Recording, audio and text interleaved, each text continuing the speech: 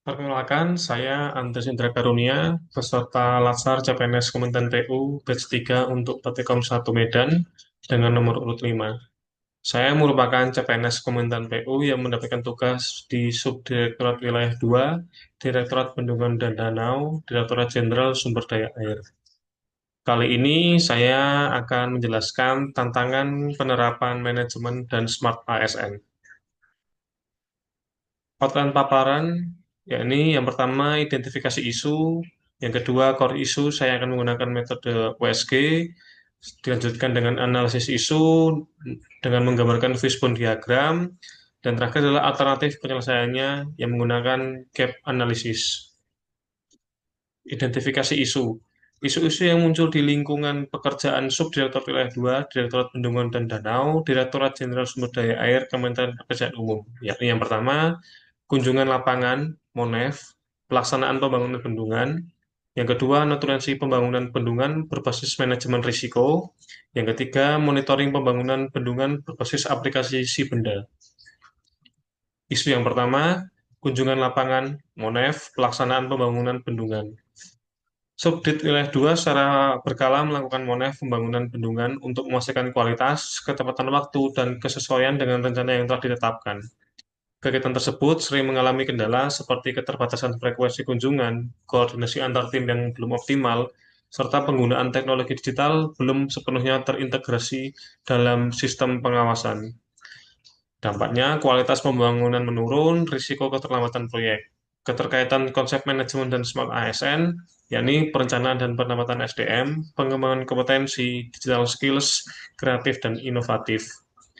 Isu yang kedua, yakni notulensi pembangunan bendungan berbasis manajemen risiko.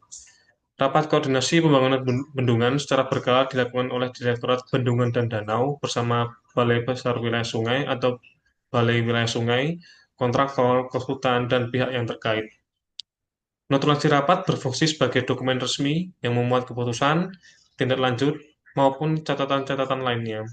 Saat ini, notulensi masih bersifat naratif dan belum terintegrasi dengan sistem manajemen risiko.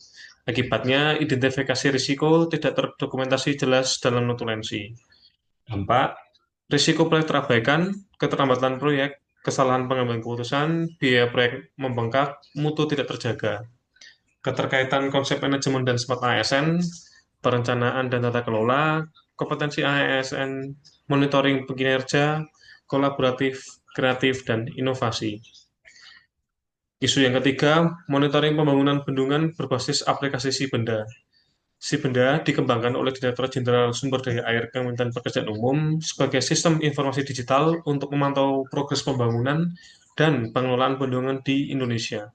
Aplikasi ini dirancang untuk mencatat data teknis, program progres fisik, keuangan bendungan secara real time.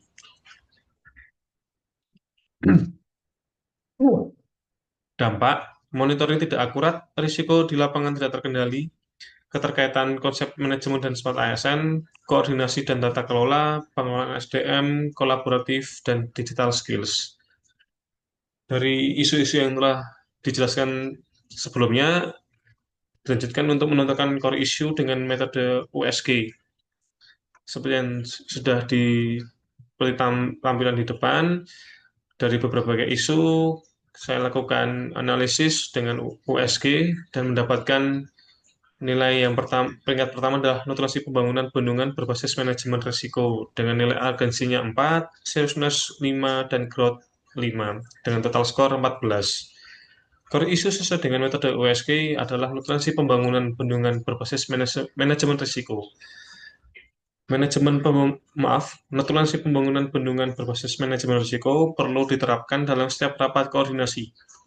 Pengendalian proyek berdasarkan manajemen risiko akan memberikan peringatan adanya ancaman ataupun peluang yang mampu diterapkan supaya pekerjaan menjadi lebih efisien secara biaya, mutu, waktu, ataupun dari segi lainnya. Sehingga ke depan diharapkan tidak terjadi ancaman yang serupa maupun peluang yang dapat dimanfaatkan pada masa pembangunan bendungan selanjutnya.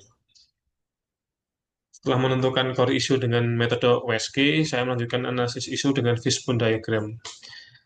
Di depan sudah ditampilkan secara Fishbone diagram. Saya akan mengambil beberapa poin: man, method, machine, management, modernization, and materials. Dari man sendiri, kurangnya literasi manajemen risiko, minim pelatihan penyusunan notulensi berbasis manajemen risiko, kesadaran rendah.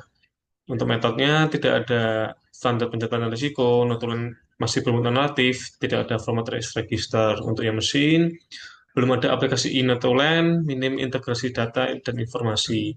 Material, data lapangan tidak lengkap dan akurat, informasi risiko tidak dilaporkan secara konsisten.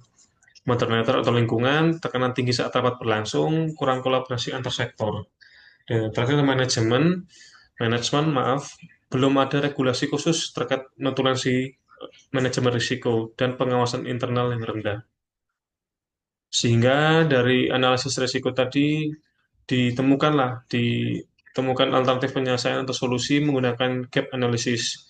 Kondisi saat ini atau kondisi aktual ya ini notulensi rapat masih bersifat naratif. Yang kedua, risiko bukan menjadi pembahasan penting dalam rapat. Yang ketiga, risiko yang ada tidak ditangani dengan cermat. Dari situ terdapat gap, yaitu yang pertama SOP dan standar notulen rapat berbasis manajemen risiko tidak ada atau belum ada. Yang kedua, kesadaran ASN terkait manajemen risiko rendah. Dan yang terakhir, pemahaman dalam menangani risiko yang muncul. Dari gap dan kondisi aktual tersebut, muncullah gagasan penyelesaian. Yang pertama, penyusunan SOP dan standar notulensi rapat berbasis manajemen risiko. Yang kedua, pelatihan intensif, pendampingan, dan sertifikasi yang kompetensi bagi ASN. Yang ketiga, pengendalian proyek menurut analisis manajemen risiko. Dari gagasan tersebut akan memunculkan kondisi ideal, yakni yang pertama, nutrisi rapat terstruktur termasuk manajemen risiko. Yang kedua, menjadikan risiko sebagai pengendalian proyek yang terdiri dari ancaman dan peluang. Dan yang ketiga, risiko ditangani dengan cermat dan tuntas. Mungkin cukup sekian penjelasan saya terhadap tantangan dan penerapan manajemen ASN dan Smart ASN. Kiranya cukup menjelaskan dan mudah dipahami.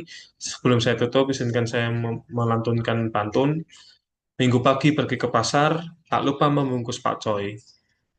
Mari kita hadapi proses pasar dengan kepala dan hati enjoy. Mungkin cukup sekian dan terima kasih.